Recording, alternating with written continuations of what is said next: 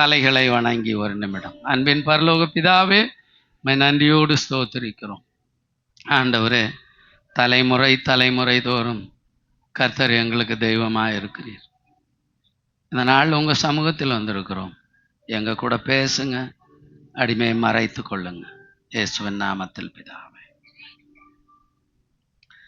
கர்த்தருடைய பரிசுத்த நாமத்துக்கு மகிமை உண்டாகட்டும். நம்முடைய ஆண்டவருக்கு ஒரு பெயர் உண்டு, மேன்மைப்படுத்துகிற ஆண்டவர். இன்னொரு பெயர் உண்டு, புழுதியிலிருந்து சிங்காசனத்துக்கு உயர்த்துகிற ஆண்டவர். ஆமென். இன்றைய செய்தியின் தலைப்பு புழுதியிலிருந்து சிங்காசனத்துக்கு. இது மாதத்தின் முதலாம் நாள். இந்த மாதத்தின் வாக்குத்தத்தமாக இந்த வசனத்தை மீண்டும் ஒரு விசை வாசிக்க கேட்கலாம்.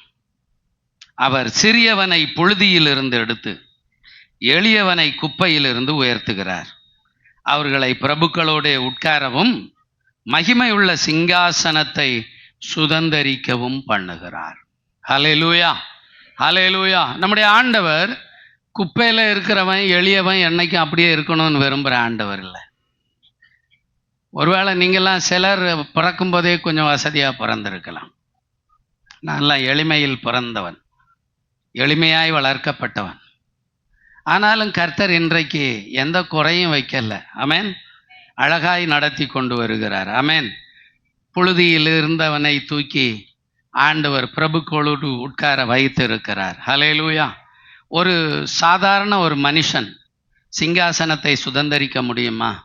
ஒருவேளை ராஜ வம்சத்தில் வந்தவன் மேலே போகலாம், பணக்காரன் பிள்ளை மேலே போகலாம், இல்லை ஐஸ்வர்யவான் செழிப்பாக இருக்கிறவனுடைய பிள்ளைகள் மேலே போகலாம். ஆனால் கர்த்தர் எந்த ஒரு சாதாரண மனுஷனையும் கீழே இருந்து உயர்த்தி மேலே உட்கார பண்ண வல்லவராயிருக்கிறார். ஹல்லேலூயா. அவர் சிங்காசனத்தை சுதந்தரிக்க வல்லவராயிருக்கிறார், சுதந்தரிக்க பண்ண வல்லவராயிருக்கிறார். உங்களுக்கும் நமக்கு எல்லாருக்கும் ஒரு மகிமையான சிங்காசனத்தை கர்த்தர் வைத்திருக்கிறார். இந்த பூமியிலே நாம் பாவம் செய்து கெட்டு போய் வித்தியாசமாக இருந்தோம். ஆனால் நம்முடைய ஆண்டவர் நம்முடைய பாவங்களை கழுவி அவரோடு கூட சேர்த்து கொண்டு ஒரு மகிமையான சிங்காசனத்தை தரும்படி ஆயத்தப்படுத்தி கொண்டிருக்கிறார். ஹல்லேலூயா. அருமையான தேவ பிள்ளைகளே, ஒரு சாதாரண எளிமையான மனுஷனையும் கர்த்தரால் உயர்த்த முடியும். மற்ற மாதிரி உலகத்தில் உள்ளவன் அவன் பிள்ளைகள் அவன் ஜனம் அவங்கள உயர்த்துவான். ஆனால் கர்த்தர் சொல்கிறாரு, உன்னை நீ எந்த நிலைமையில் இருந்தாலும் உன்னை நான் உயர்த்தும்படி விரும்புகிறேன். இந்த சபையில் உள்ள பிள்ளைகளை கர்த்தர் உயர்த்தும்படி விரும்புகிறார். அதுக்காக தான் இங்கே கூட்டிகிட்டு வந்திருக்கிறார். ஹல்லேலூயா. அதுக்காக தான் உங்களை இங்கே கொண்டு வந்து இந்த செய்திகளை கேட்கும்படி வைத்திருக்கிறார்.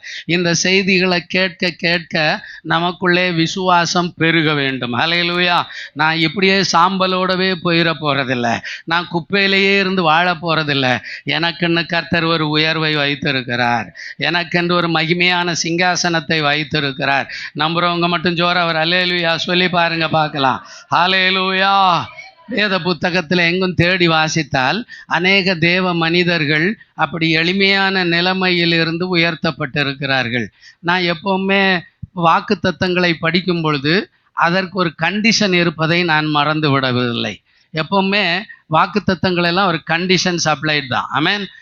இதை செஞ்சாக்கா இதை நம்மளுக்கு கர்த்தர் தருவார்ன்ற ஒரு சூழ்நிலைமைகள் இருக்கிறது.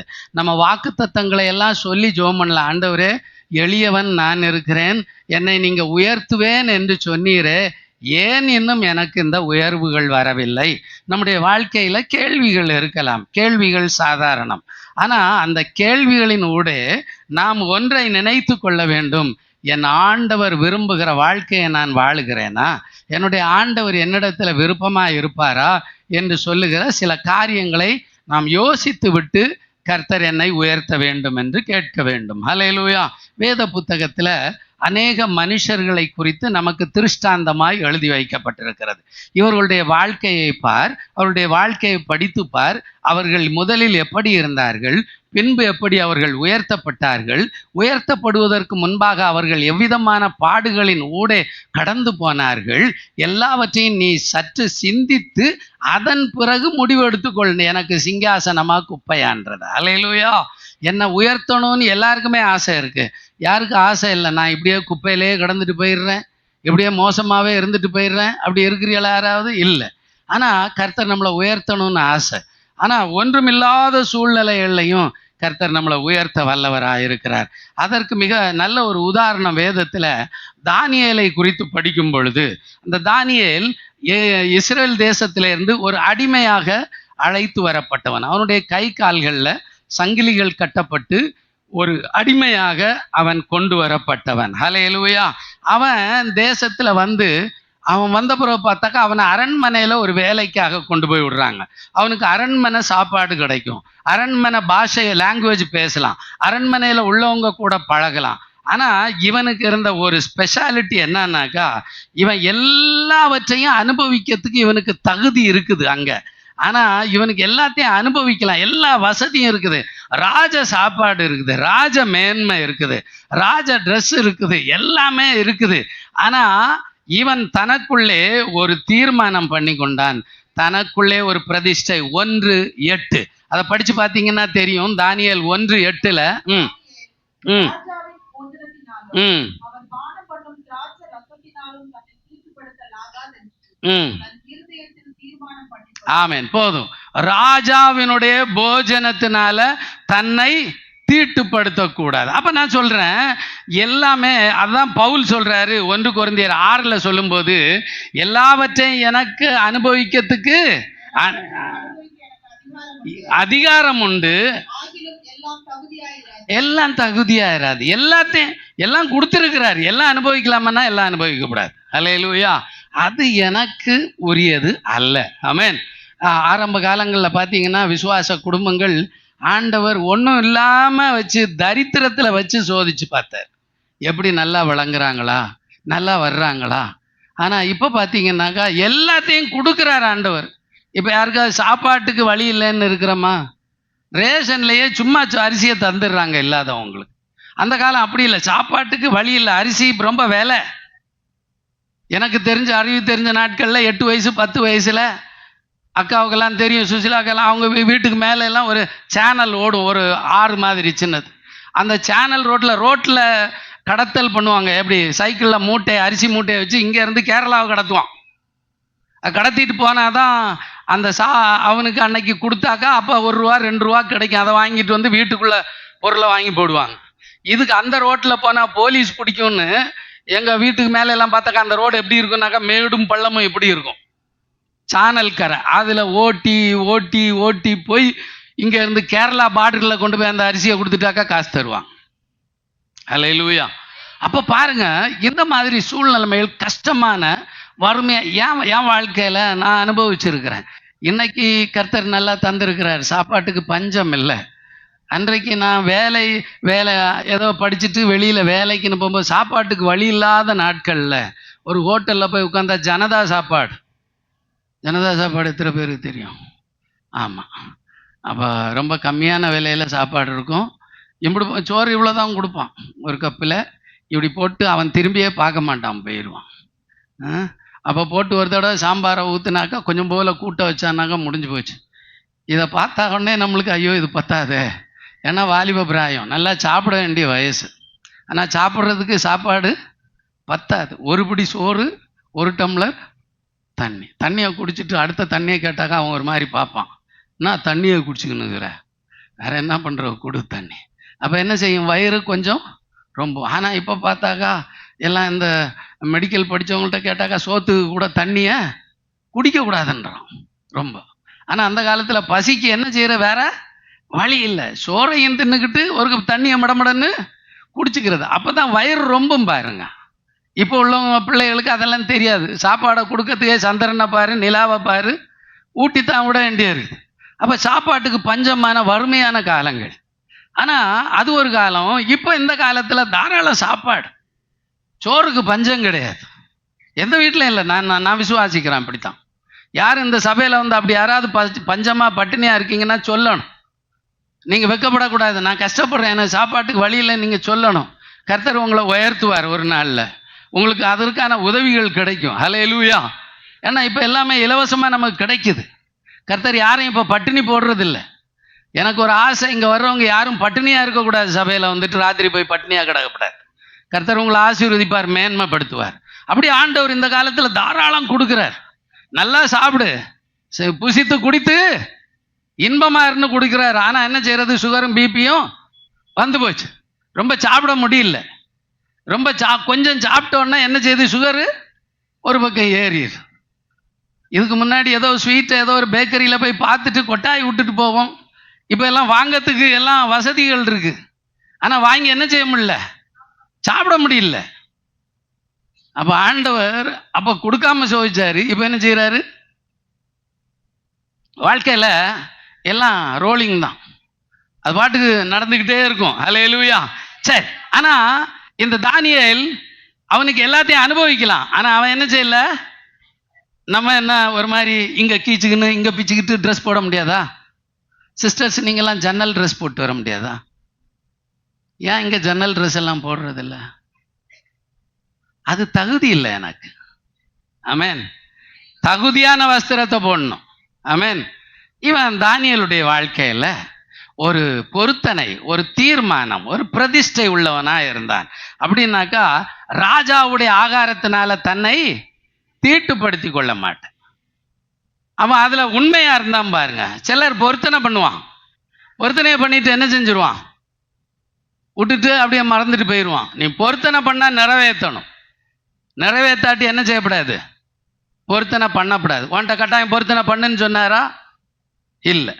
அப்போ பொருத்தனை பண்ணுனாக்கா சிலர் சில காரியத்துக்கு பொருத்தனை பண்ணிடுவான், காரியம் நடந்த பிறகு கண்டுக்க மாட்டான் கடவுளை.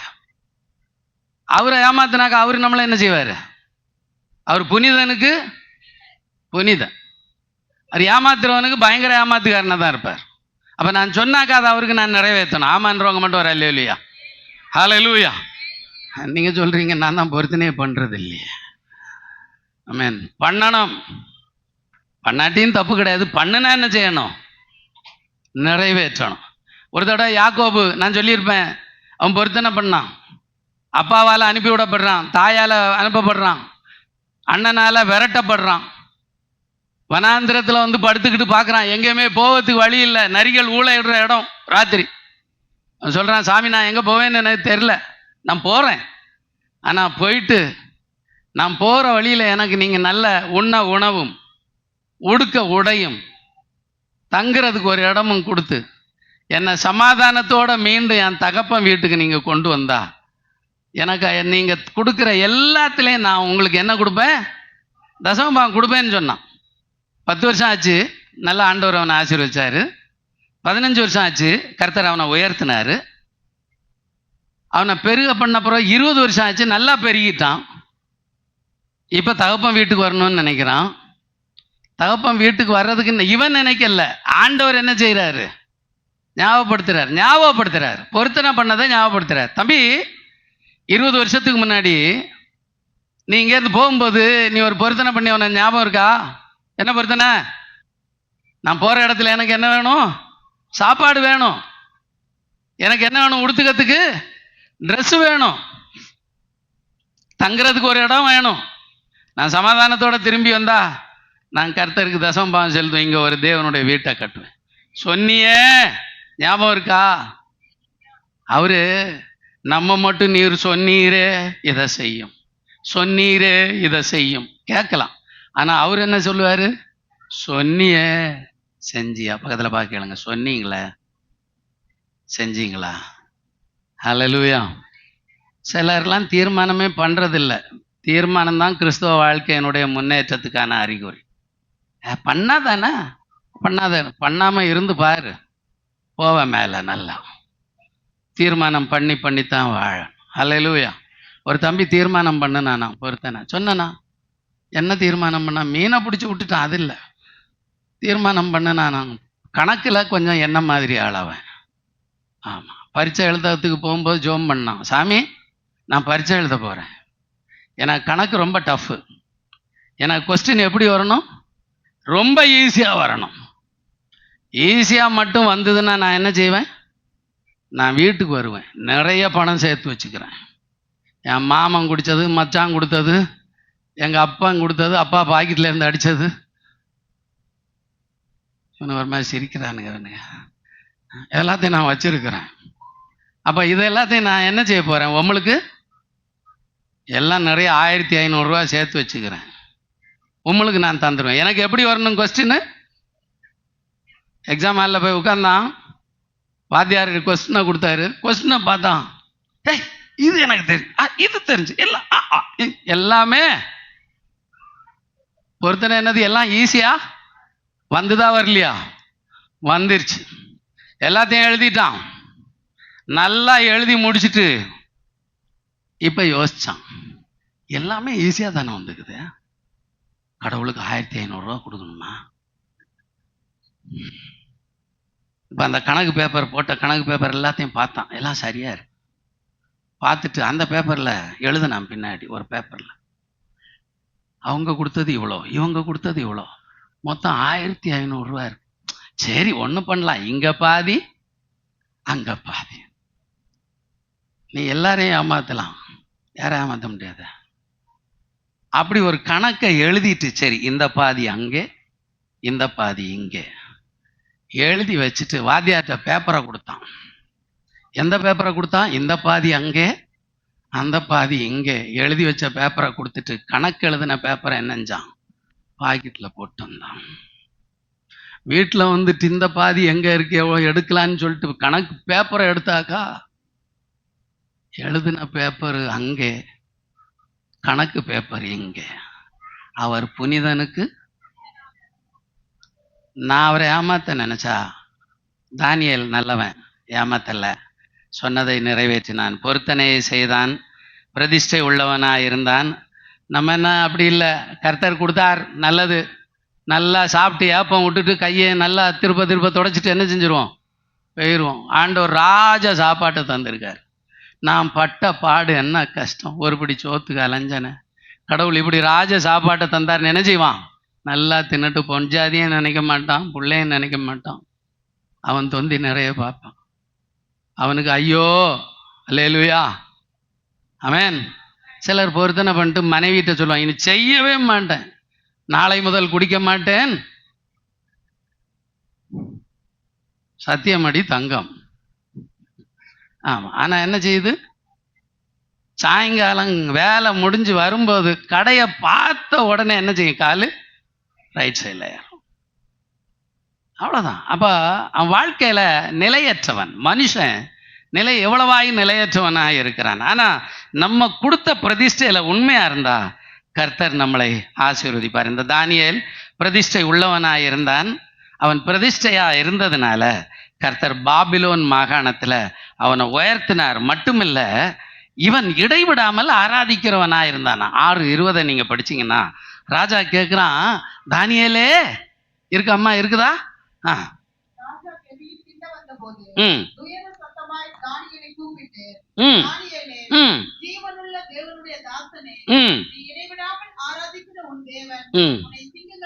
போதும். நீ எப்படி ஆராதிக்கிறது? இடைவிடாமல் ஆராதிக்கிற உன் தேவன் சிங்கங்களின் வாய்க்கு உன்னை தப்புவிக்க.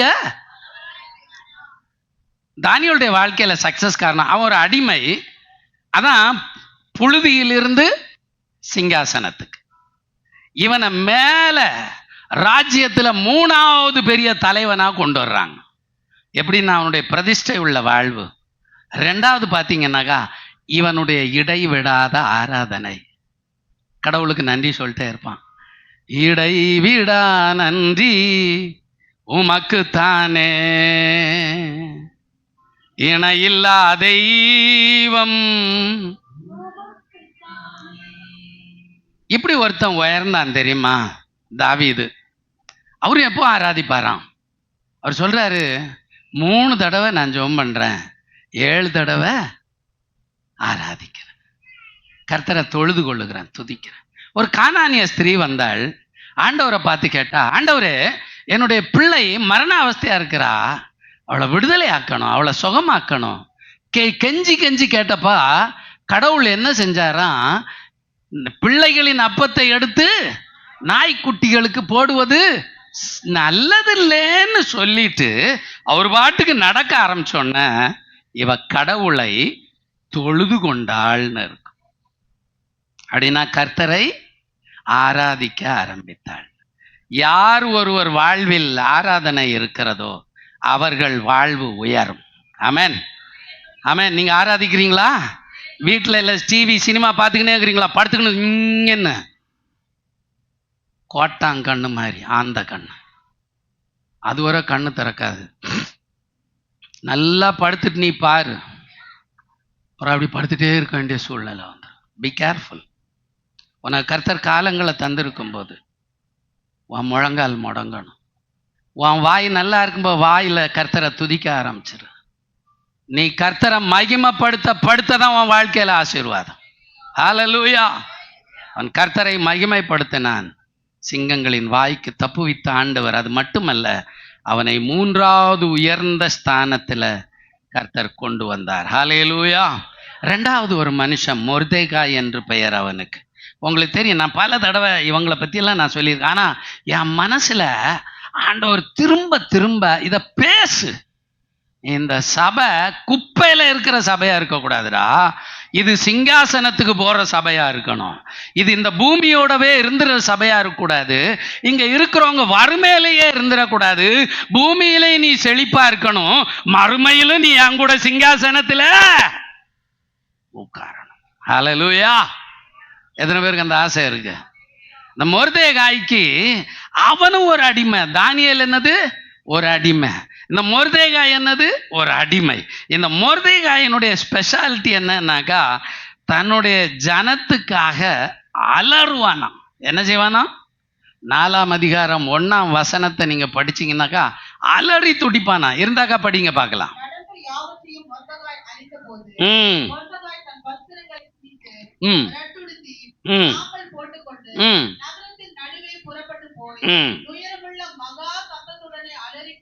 அலறுகிறான்.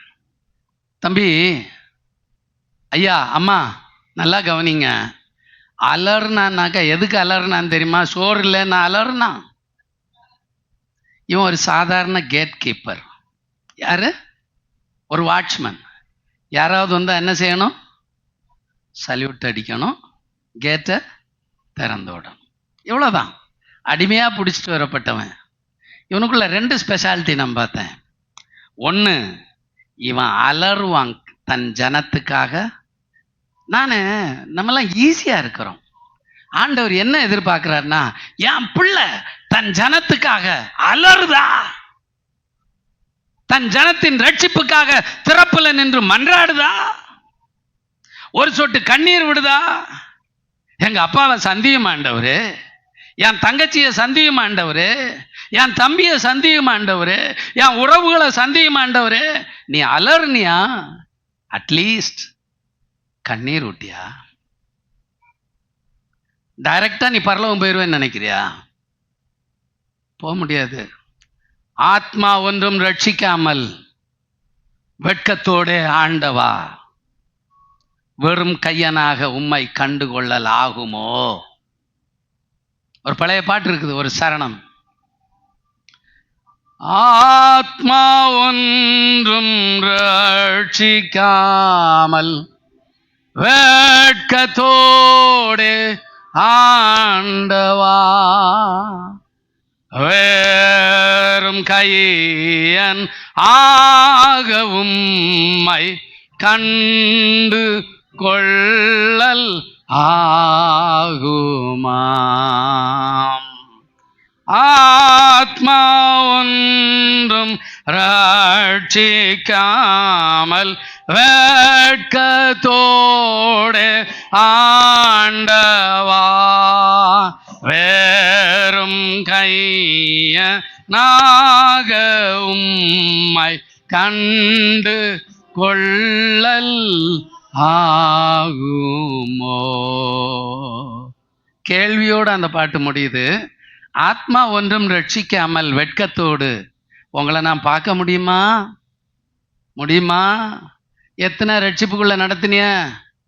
எவ்வளோ ஆத்மா பாரம் இருந்து எத்தனை மணி நேரம் ஆத்மாக்களுக்காக ஜெபம் பண்ணோம்? என் சொந்தங்களுக்காய் உறவுகளுக்காக எவ்வளோ நேரம் ஜெபம் பண்ணோம்? ஆண்டவர் இன்னைக்கு பார்க்குறாரு, உன்னுடைய உறவுகள் இத்தனை பேர் இருக்காங்களே, நீ ஜெபம் பண்ணியா? சத்தியத்தை சொல்லுங்க. என்னுடைய சொந்தங்களுக்காக, என்னை சுற்றி இருக்கவங்களுக்காக நான் ஜெபம் பண்ணிட்டே இருக்கிறேன். பலன் வரப்போகுது. உன்னதத்திலிருந்து பலன் வரப்போகுது. நீங்கள் என்னைக்கும் புழுதியிலே இருக்க போகிறதில்ல. கர்த்தர் உங்களை கொஞ்சம் கொஞ்சமாக உயர்த்துறதை பார்க்க போகிறீங்க. உங்கள் சந்ததிகள் தலை நிமிர்ந்து வாழ போகிறத பார்க்க போகிறீங்க. உங்கள் சந்ததிகள் மேல் கர்த்தருடைய ஆசீர்வாதம் வர்றதை பார்க்க போகிறீங்க. அந்த ஜெப ஆவி யாருக்கு மேலே ஊற்றப்படுதோ அவங்களுக்குள்ளே அற்புதங்கள் நடக்கும், வம்சங்கள் வளரும். நம்புறவங்க மட்டும் ஜோரா கைத்தட்டி. மொர்தெகாய் அவன் ஆத்துமாக்களுக்காய் அலறுபவன். Gate keeper, normal watchman, security guard. Okay, alright, ஏதோ ஒன்று. ஆனா ஆத்துமாக்கள்னு சொன்னோன்னு அலறிடுவான் அவன். ரெண்டாவது, அவனுக்குள்ள ஒரு ஸ்பெஷாலிட்டி, தனக்குள்ளே ஒரு நட்சத்திரத்தை வளர்த்து கொண்டு வந்தான். யார் அந்த நட்சத்திரம்? எஸ்தர்னா நட்சத்திரம். நான் சொல்றேன், இயேசுவாகிய நட்சத்திரத்தை நீங்கள் சுமந்து கொண்டே இருக்க வேண்டும். உங்களுக்குள்ளே நீங்கள் வளர்த்து கொண்டே இருக்க வேண்டும். உங்களுக்குள்ள பிரச்சனை வளரக்கூடாது, போராட்டம் வளரக்கூடாது, சண்டை வளரக்கூடாது, பொறாமை வளரக்கூடாது, எரிச்சல் வளரக்கூடாது, நாம் பெருசு நீ பெருசுன்றது வளரக்கூடாது. உங்களுக்குள்ளே கிறிஸ்து வளர வேண்டும். அவர் பெருக. ஆமாதானே? ஆமாதானே? அது இல்லாம எல்லாம் இருக்கு. ரொம்ப சண்டை போடுறோமே, சவுண்டு தொண்டை திறக்கப்பட்ட பிரேத குழி மாதிரி இருக்க. இங்க வந்தாக்கா அவ்வளோ பரிசுத்தமா எப்படி இருக்கிறோமே, சவுண்டு ஓவரா இருக்க. சொல்லணும், சாமி நீங்க வளருங்க எனக்குள்ள. நீங்க வளர்ந்துட்டே இருங்கப்பா. நெஞ்ச தட்டி சொல்லுங்க, எனக்குள்ள நீங்க வளருங்க. நீர் பெருக நான் சிறுக, ஒன்று மாத்திரம் என் ஆசையே. நீர் பெருக நான் சிறுக, ஒன்று மாத்திரம் என் ஆசையே. அன்பு நிறைந்த என் இயேசுவே, பாத சேவை என் ஆசையே. என்ன சொல்லணும்? நீங்க உள்ள வளருங்க ஆண்டவரே. பக்கத்துல ஒரு ஆளை பாருங்க பார்க்கலாம். உங்களுக்குள்ள கிறிஸ்து வளரணும். நீங்க குறையணும். நீங்க குறைய அவர் வளர, அதுதான் உங்களை சிங்காசனத்துக்கு கொண்டு போகும். ஹல்லேலூயா, ஹல்லேலூயா. கிறிஸ்து வளரட்டுமே, என் சுயம் மறையட்டுமே. ஹல்லேலூயா. இப்ப ஆண்டவர் வளர்ந்தார்னா, கிறிஸ்து வளர வளர நாம் புழுதியிலிருந்து உயர்த்தப்படுவேன். நான் சிங்காசனத்துக்கு நேரா போறேன்னு அர்த்தம். ஜனத்தை பார்த்து அலர்னேன்னா நான் சிங்காசனத்துக்கு போறேன்னு அர்த்தம். ஜனத்துக்காக முழங்கால திறப்புல நிற்கிறேன்னாக்கா கர்த்தர் எனக்கு சிங்காசனத்தை ரெடி பண்ணிட்டாருன்னு அர்த்தம். ஆமாவா இல்லையா? 10 நிமிஷம் என்னால முட்டி போட முடியல, கேட்டா 5 நிமிஷம் கட்டில உட்காந்துட்டு தோத்திரம் பண்ணிட்டு படுத்துட்டேன்ற. எப்படி உருப்பிடுவ? என்கிட்ட ஒரு சிஸ்டர் கேட்டா, பாஸ்டர் சொல்லுங்க சிஸ்டர், எனக்கு குடும்பத்தில் ஒரே பிரச்சனை, ரொம்ப போராட்டம். So what can I do? நீங்க எனக்காக உபவாசம் போட்டு ஜெபம் பண்ணணும். யாரை பார்த்துன்னா கேட்குறா பாருங்க. நீங்க எனக்காக, அந்த காலம்லாம் முடிஞ்சு போச்சு. இப்ப பார்த்து என்கிட்ட சொல்லா, எவ்வளோ தைரியமா சொல்லா, நீங்க எனக்காக உபவாசம் போட்டு ஜெபம் பண்ணணும். சரிம்மா, நல்லது. என்ன பிரச்சனை? பிரச்சனையை கேட்டுக்கிட்டேன். சரி, இந்த பிரச்சனைக்காக நீ எவ்வளோ நேரம் ஜெபம் பண்ற? நான் அப்பப்போ ஜெபம் பண்ணுவேன் பாஸ்டர். எப்பப்போ? அப்பப்போ. எத்தனை நேரம் உபவாசம் இருப்பம்மா இதுக்காக? அதெல்லாம் நான் இருக்கிறது இல்லை. வழங்காத போனவள, உனக்கு நான் உபவாசம் இருக்கணும். உனக்கு பசிச்சாக்க நீ தானே இருக்கணும். நான் இருந்தேன்னா பிரயோஜனம். நான் சொன்னேன், உனக்கா நான் ஜெபம் பண்ணலாம். ஆனா உபவாசம் எல்லாம் என்னால, நான் இல்லாததை ஏன் அவள்கிட்ட போய் போய் சொல்லிட்டு உபவாசம் இருக்க போறேன்னு சொல்ல போறேன்? உனக்கே நீ இருக்க மாட்டேங்கிற, வான் தேவை, ஊழியக்காரன் போய் உனக்காக உபவாசம் போடணுமா? எப்படி நீ உருப்பிடுவ? முதல்ல வான் தேவைக்கு நீ என்ன செய்யணும்? கடவுள்கிட்ட கேட்கணும். அப்ப வாழ்க்கையில நான் உயரணும்னாக்கா நான் ஜெபிக்கணும், ஆத்தும பாரம் வரணும். மூணாவதாக ஒரு மனுஷனாக்கா இவன் என்ன செஞ்சான்? எங்க இருந்தவன்? இவன் கேட்டில் இருந்தவன். கடைசியில எங்க போறான்? 127 நாடுகளுக்கு இரண்டாவதாவனாக மாபெரும் தலைவனாக உயர்த்தப்படுறான். இவன் எங்க பொழுதியில இருந்து எங்க போயிட்டான்? இப்போ மூன்றாவதாக ஆதியாகம புத்தகம் 41:41. இங்க ஒரு மனுஷன்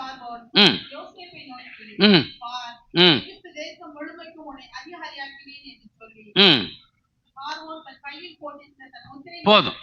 எகிப்து தேசம் முழுசுக்கும் ஒருத்தன் அதிகாரி. நான் சொன்னேன் முதல்ல ஒருத்தனை காட்டி கொடுத்தோம் உங்களுக்கு. யார் அது? அவன் என்னவா போனான்? அடிமையா போனான். ரெண்டாவது யாரை காட்டி கொடுத்தேன்? அவனு என்னவா போனான்? அடிமையா போனான். இப்போ ஒருத்தன் போறான். இவன் யாரு? இவன் எப்படி போறான்? அடிமையா தான் போறான். எல்லாமே புழுதி தான், எல்லாம் குப்பை தான், எல்லாம் சாம்பல் தான், ஒண்ணுமே இல்லை. அவன் வான்னா வரணும், போனா போ, அவ்வளவுதான். வேலைக்காரனுங்க, அடிமைகள். இவன் அங்க இருக்கிறான். ஆனா இவனுடைய ஒரு மிக முக்கியமான தன்மை ரெண்டே தான். ரொம்ப நான் பார்த்ததுல 2. அவன் கீழ்ப்படுகிறவனா இருந்தான். அவன் உயர்வுக்கு என்ன காரணம்? அவன் தேசத்துல முழுசுக்கும் அவன் அதிகாரியா வர்றான் பாருங்க. முதல்ல உள்ளவன் 3வது இடத்துக்கு வர்றான் சிங்காசனத்துல. 2வது உள்ளவன் 2வது இடத்துக்கு வர்றான். இவன் எப்படி வர்றான்? முழு தேசத்துக்கும் அதிகாரியா வர்றான். இந்த யோசேப்பு இவன் செஞ்ச தப்பு என்னன்னாக்கா, கனவு பார்க்கிறான், கனவுக்கு அர்த்தத்தை சொல்லி போடுறான். இப்ப சகோதரர்களுக்கு என்ன வருது இதனால? இவன் மேல பொறாம, கோபம், எரிச்சல். எரிச்சலை விட்டு விடு. பக்கத்துல ஒரு ஆளப்பா சொல்லுங்க, எரிச்சலை விட்டுரு. பொறாம கொள்ளாத, அன்பு உன் ஆடை ஆகணும், வம்புகள் மறைந்து போகணும். ஆமா தானே? இப்ப பாருங்க, தகப்ப சொல்றாரு, மகனே நீ நம்ம பிரதர்ஸ் எல்லாரும், உன் பிரதர்ஸ் எல்லாம் ஆடு மேய்ச்சிட்டு இருக்கிறாங்க, போய் அவங்கள சுகத்தை எல்லாம் விசாரிச்சுட்டு வான்னு அனுப்புனா இவனுக்கு பக்குன்னுச்சுது. ஏன் தெரியுமா? ஏற்கனவே இவனுங்க எப்போ போட்டு தள்ளான்னு இருக்கிறானுங்க. இப்போ என்ன தன்னந்தனியா அனுப்புறாரு. ஆனாலும் அவனுக்குள்ள ஒன்று இருந்தது, எங்க அப்பா சொன்னா அப்படியே கீழ்ப்படியணும். ஆமென். எங்க டாடி சொன்னாக்கா அப்படியே கேளு. ஏசப்பா கீழ்ப்படுறீங்களா? அதிகாலை ஸ்தோத்திர பலி போடுறீங்களா? போட்டு பாருங்க, வாழ்க்கை மாறும். அவன் சொன்ன உடனே போறான். போனாக்கா என்ன பலம்? அடிக்கிறானுங்க. அடிச்சு எங்க போட்டுறானுங்க? குழியில போட்டுறானுங்க. குழியில போட்டு என்ன செய்யறானுங்க? திருப்பி தூக்கி அடிமையா வித்து போடுறானுங்க. அங்க போனாக்கா 2வது என்ன காரியம்? வாழ்க்கையில முதல்ல கீழ்ப்படிஞ்சான். சிலர்கிட்ட பேசாத என்ன செய்யும்? ரொம்ப ஓவரா பேச. ஓவரா பேசுறதுகளுக்கு உதடுதான் பிஞ்சு போயிரும் பாருங்க சீக்கிரம். சில சகோதரிகளை பார்த்துக்கிறோம், பயங்கரமா பேசுவாங்க. அவங்க ஸ்ட்ரென்த்தே அதுல தான் இருக்கும். ஆம்பளைங்கெல்லாம் ரொம்ப நல்லவங்க கிடையாது, இது தரித்திரம் அதுக்கு மேல. ஆனா பாருங்க, ரொம்ப பேசுறதெல்லாம் சீக்கிரம் வாய் கிஞ்சிரும். பேசாதவனும் ஞானி என்று. ரொம்ப பேசவே கூடாது. அப்படியா? Okay, right. அப்ப இவன் ஒண்ணுமே பேசல. அப்பா டாடி போக சொல்றீங்களா? ஓகே. போனா அடிச்சான், போட்டான், போட்டு தள்ளிட்டான், வித்துட்டான், அடிமையா போயிட்டான். அங்க போனாக்கா 2வது அவன் வாழ்க்கையில பரிசுத்த வாழ்க்கை. அழகு. என் மெசேஜ் அப்படியே புரிஞ்சுக்கிட்டாங்க. எத்தனை பேர் டைரி கொண்டாந்தீங்க? தங்க நல்லா கை வைத்து ஒன்ன பார்த்தா நான் சந்தோஷப்படுறேன். நான் ஒண்ணுமே அங்க கை வரல. எழுதுறீங்களா? எழுதுங்க, பின்னாடி உங்களுக்கு பிரயோஜனமா இருக்கும். இவன் அவனுடைய கீழ்ப்படிதல் 2வது பரிசுத்தம். உங்கள் பாவம் உங்களை தொடர்ந்து பிடிக்கல. இவன் என்ன செய்து? இவன் பாவம் இவனை கைய பிடிச்சு இழுக்குது. அவன் சொன்னான், என் கடவுளுக்கு விரோதமா நான் இவ்வளவு பெரிய பாவத்தை செய்யறது எப்படி? கீழ்ப்படிதல், இரண்டாவது பரிசுத்த வாழ்க்கை. ஹல்லேலூயா. அவனை எங்க தெரியுமா கொண்டு போய் வச்சது? அவன் தேசம் முழுசுக்கும் அதிகாரியா சிங்காசனத்துல உட்கார்ந்தான். நான்காவதாக நெகேமியா 5:14 முடிக்க போறேன், சீக்கிரம் படிங்க பார்க்கலாம். நெகேமியா 5:14 பைபிள்ல இருக்குதாம்மா? ம்.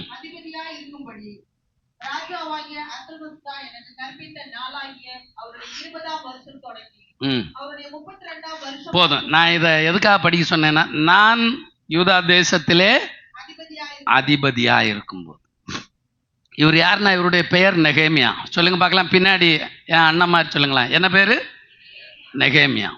இவருக்கு என்ன டியூட்டி? அரண்மனையில் ராஜாவுக்கு முன்னாடி பானை பாத்திரக்காரன், அப்படின்னா கப் பேரர். அப்படின்னாக்கா டீயை ஊற்றி கொண்டானா டீயை ஊற்றணும், ஜூஸை ஊற்றி கொண்டானா ஜூஸை ஊற்றி, தண்ணியை ஊற்றி கொண்டு வானா தண்ணியை ஊற்றி கொண்டு. ராஜாவுக்கு முன்னாடி போகும்போது முகம் எப்படி இருக்கணும்? மலர்ந்துட்டு இருக்கணும். ராஜாவுக்கு முன்னாடி இவன் துக்க முகமா இருக்கக்கூடாது. ஹல்லேலூயா. இவனுக்கு ஒரு நாள் இவன் சொந்த நாட்டை பற்றி கேள்விப்படுறான். கேள்விப்பட்டாக்கா எருசலேம் தான் அவனுடைய சொந்த ஊர். எருசலேம் பாழாக்கப்பட்டிருக்கான். என்ன பட்டிருக்கு? எல்லாம் இடிக்கப்பட்டிருக்கு, கொளுத்தப்பட்டிருக்கு. எல்லாத்தையும் கேட்டான். இதை கேட்டோடனே அவன் உட்கார்ந்தான், அழுதான், துக்கிச்சான், உபவாசிச்சான். நம்ம தேசம் எப்படி பாழா இருக்கேன்னு நம்ம அழுகிறோமா, துக்கிக்கிறோமா? சிங்காசனம் போகணும்னு எத்தனை பேருக்கு ஆசை இருக்கு? எத்தனை பேர் உயரணும்னு ஆசை? உண்மையா சொல்லுங்க. புறவைக்கு கேட்டா கொடுக்க மாட்டாரு. ஆசை இருக்கிறவங்க மட்டும் 2 கை. எனக்கு ஆசை இருக்கு. ஆசை இல்லாதவங்க கேட்கவே கூடாது. ஆண்டவரே என்னை ஆசீர்வதியும், இயேசுவே என்னை நீர் ஆசீர்வதியும், சவுக்கியம் ஈந்திடும் நான் நம்பி வந்தேனே, அப்படி சொல்லக்கூடாது. ஆசீர்வதியும்னாக்க ஆசீர்வதியும். நெகேமியாவுக்கு தன்னுடைய ஜனம் தான் தேசத்தை பார்த்தோன்னா அழுது அழுது கண்ணீர் விடுறான் பாருங்க. அவன் ஒரு அழுகை நிறைந்தவனாய் மாறி போகிறான், துக்கிக்கிறான். ஹல்லேலூயா. அவன் துக்கித்து கதறுகிறான். இவன் இவன் அழுததுனால, துக்கித்ததுனால என் தேசம் பாழா கிடக்குதுன்னு அழுதான். கர்த்தர் ஒரு நாள் அவனை அங்க அனுப்பி அந்த தேசத்தை சீராக்கும்படி அவனை எழுப்பினார். அவன் 12 ஆண்டுகள் அந்த தேசத்துல அதிபதியாக, அவன்தான் சக்கரவர்த்தி, அவன்தான் ராஜா, அவன்தான் மகாராஜா. ஹல்லேலூயா. கர்த்தர் உங்களை ஏன் உயர்த்த முடியாது?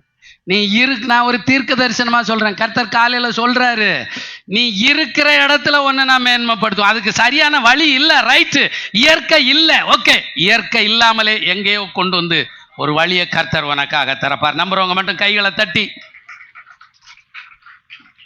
வழி இல்லாத இடத்திலும் வழிகளை திறந்து, உனக்கான பாதைகளை திறந்து உன்னதங்களில் உட்கார பண்ணுகிற ஆண்டவர். ஹல்லேலூயா. இவன் எருசலேமின் சமாதானத்துக்காக கதர்னவன், வேண்டிக் கொண்டவன். உயர்வான இடங்கள்ல வந்து உட்கார்ந்தான். அவன் அந்த தேசத்தை ஆளும்போது அவன் என்னெல்லாம் தெரியுமா ரூல் போட்டான்? ஒருத்தனும் இனிமே வட்டி கடன் வாங்கப்படாதுன்னா. என்ன செய்யப்படாது? வட்டிக்கு ஒருத்தனும் கொடுக்கப்படாதுன்னா. ஒருத்தனும் ஓய்வு நாள ஆசரிக்காம சர்ச்சுக்கு வர்றது பிறகு பார்க்கலாம், இன்னைக்கு அங்க போயிட்டு வந்துடலாம் நினைக்காத, நீ மேல வர முடியாது. அவனுடைய ஆளுகையில் அந்த தேசம் ஆசீர்வாதமா இருந்தது. ஹல்லேலூயா.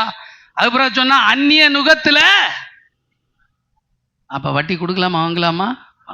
ஓய்வு நாள் அசட்டை பண்ணலாமா, பண்ணக்கூடாதா? பண்ணக்கூடாது. அந்நிய நுகத்துல பிணைக்கப்படலாமா, படக்கூடாதா? எனக்கு தெரியும், நண்பன் ஒருத்தன் அந்நிய நுகத்துல பிணைக்கப்பட்டான். அவர் நல்ல ஆவிக்குரிய சபைக்கு போறவர். அவர் ஒரு வித்தியாசமான சபைக்கு போறதை பிடிச்சு கட்டிட்டான். விக்கிரக வணக்கம் உள்ளதுல வாழ்க்கை பூரா கண்ணீர் தான். இன்னைக்கும் கண்ணீர் தான். இன்னைக்கும் நல்லா தான் இருக்கான். என்னோட 1 வருஷம் முன்னாடி கல்யாணம் பண்ணிட்டான். ஆனா அந்த அம்மா என்னைக்கும் கஷ்டம்தான். அந்நிய நுகம். அந்நிய நுகத்துல அவன் பிள்ளை பிணைக்கப்படப்படாது. ரொம்ப கவனமா இருக்கணும். அவன் அந்த தேசத்தை சீர்படுத்தினான். வட்டிக்கு கொடுக்குறவனெல்லாம் ஒதுக்குனான்.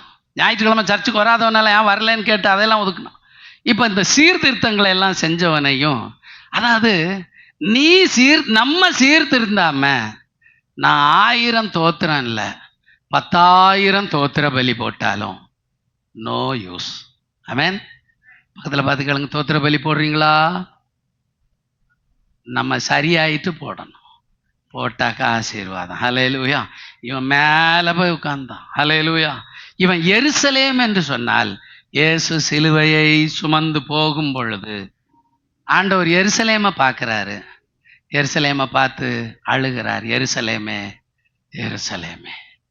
இன்னொரு தடவை சொன்னார், எருசலேமின் சமாதானத்துக்காக. அப்படின்னா என்ன? இன்றைய எருசலேம் நம்முடைய சபை. இந்த சபை தான் எருசலேம். சபை சீர்திருந்த இல்லையா ஆண்டவரே? சபையில் ஆத்துமாக்கள் இல்லையா ஆண்டவரே? சபையில் ஜனங்க வந்து கர்த்தரை நம்பி உள்ள வரலையா ஆண்டவரே? சபையில் ஜனங்கள் ரட்சிக்கப்பட்டு வரலையா ஆண்டவரே? சபையில் அற்புத அடையாளங்கள் நடக்கலையா ஆண்டவரே? சபை நன்மைகளை ஒன்று இன்னும் பெற்றுக்கொள்ளலையா ஆண்டவரே? நீ சபைக்காக நீ கண்ணீர் விடுவாயானால், சபைக்காக உங்களுக்கு அக்கறை இருக்குமானால், கர்த்தர் உங்களை உயர்த்தி பிரபுக்களோடு உட்கார பண்ண போகிறார். ஹல்லேலூயா, ஹல்லேலூயா. ஆத்தும பாரம், சபைக்காக வேண்டுதல் செய்கிற எண்ணங்கள் இருக்குமானால் நீ கீழாகாமல் மேலாய் கொண்டே போவாய். சபையை மனசுல நினைக்கணும், ஆண்டவரே இந்த சபை ஆசீர்வதிக்கப்படணும். இறுதியாக ஒரு மனுஷனை நான் உங்களுக்கு காட்டி தந்து ஜோம் பண்றேன். 1 சாமுவேல் 23:16-18 வரை. யாரும் படிக்க வேண்டாம், நான் உங்களுக்கு சொல்லிட்டு ஜோம் பண்ண போறேன். அதுல ஒரு மனுஷன் சொல்லுவான், நான் எப்பவுமே ராஜாவுக்கு அடுத்ததா 2வதா இருப்பேன் அப்படின்னு ஒருத்தன் உடன்படிக்கை பண்ணும். இங்க பாத்தீங்கன்னா தானியேல் ராஜாவுக்கு 3வதா இருக்கிறான். அப்படின்னாக்கா தானியேல் அவனுக்கு மேல ராஜாவுக்கு பையன், அவனுக்கு மேல ராஜா. இங்க பார்த்தாக்கா யோசேப்புக்கு அவன் அவன் அவன் ராஜா மேல, அதுக்கு கீழே யோசேப். அடுத்தது பார்த்தாக்கா மொர்தெகாய்க்கு ராஜா, அடுத்தது அவன் தான், எல்லாமே அவன் தான். அதுக்கு பிறகு பார்த்தாக்கா நெகேமியா தான் எல்லாமே. ஹல்லேலூயா. இங்க பாத்தீங்கன்னாக்கா ஒருத்தன் சொல்றான், எப்பா நீ நானும் ஃப்ரெண்ட்ஸு, நம்ம 2 பேரும் ஆத்துமா நண்பர்கள், நம்மளை பிரிச்சாக்கா பிரிய முடியாது. நீ ஒரு நாள்ல என்னவா வரப்போற? மகாராஜாவா வரப்போற. நீ மகாராஜாவா வரும்போது உனக்கு அடுத்தது நான் 2ஆம் இடத்தில் இருப்பேன். அவன் உடன்படிக்கை பண்றான். நீங்க படிச்சீங்கன்னாக்கா, நான் 2வது வரணும்னா நான் கொஞ்சம் கஷ்டப்படணும் அப்பா. நான் அந்த தலைமையில வரணும்னாக்கா, நான் கொஞ்சம் உயர்வுல வரணும்னாக்கா, நான் சில கஷ்டங்களை அனுபவிக்கணும். நீங்க படிச்சீங்கன்னாக்கா அதை பின்னாடி 2 பேரும் முதல்ல நல்லா உடன்படிக்கை பண்றாங்க. நீ ராஜாவா வருவ, நான் உனக்கு கீழே இருப்பேன். 2 பேரும் உடன்படிக்கை பண்ணிட்டு தாவீது காட்டுக்கு போவாரு, இவன் வீட்டுக்கு போவான். அடுத்தது உடன்படிக்கை பண்ணுவாங்க, தாவீது தன் வழியிலே போவான், இவன் அரண்மனைக்கு போவான். 2 பேரும் உடன்படிக்கை பண்ணுவாங்க. உன்னை போல எனக்கு சிநேகிதன் இல்லைன்னு சொல்லுவான் யோனத்தான். தாவீதையும் நேசித்தான், சவுலையும் நேசித்தான். சவுல் உலகம், தாவீது என் இயேசுவுக்கு அடையாளம். நீ ஒன்றில் இயேசுவை பிடித்துக்கொள், இல்லாவிட்டால் உலகத்தை பிடிச்சுக்கோ போ. 2லையும் குந்தி குந்தி இரு நினைவுகளால் நடக்காதே. இவனுக்கு அப்பாவே விட முடியல, நண்பனே விட முடியல. நமக்கு உலகத்தையும் விட முடியல, சடங்காச்சாரத்தையும் விட முடியல, பரலோகமும் வேணும். பிரதர் மோசஸ் மகாலிங்கம் கேட்டார் என்கிட்ட ஃபோன்ல, என்னெல்லாமோ சொல்றாங்களையா, அங்கே பாது ஊற்றணும், இது ஊற்றணும், மெழுகுத்திரி வைக்கணும், அது இது அங்கே கோடி கட்டணும், கோடி எடுக்கணும். ஒன்றும் கிடையாது, ஒன்றும் தேவையில்லை, எதுவும் செய்யப்படாது. கர்த்தர் நடத்துவார், அழகா நடத்துவார்யா, உங்களை நேர்த்தியா நடத்துவார். ஹல்லேலூயா. நான் என் தாய் தகப்பனுக்கு செஞ்சதில்லை, நான் செய்யல, நம்ம ஏன் செய்யணும்? கடவுள் அதை செய்ய சொல்லலை. அது உலகத்தான் செய்கிறத நான் செய்ய வேண்டிய அவசியம் இல்லை. நான் அவருடைய அந்த இறப்பு அந்த நிகழ்வுக்கு போகும்போது நான் உண்மையாலுமே ரொம்ப எனக்கு மனசுக்கு இதமாக இருந்தது. அந்த தடபுடா இல்லை, பட்டாசை வெடிச்சுட்டு அடிச்சுட்டு பிடிச்சிட்டு அங்கே ஆர்ப்பாட்டம் இல்லை, புகை கும்மி இல்லை. இப்படி தான் இருக்கணும் ஆவிக்குரிய எல்லாம். நீ வேறு நான் வேறு, உலகம் வேறு நான் வேறு.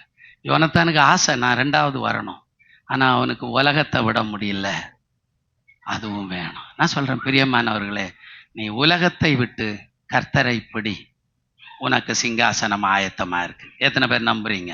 அப்படியே எழும்பி நில்லுங்க பார்க்கலாம்.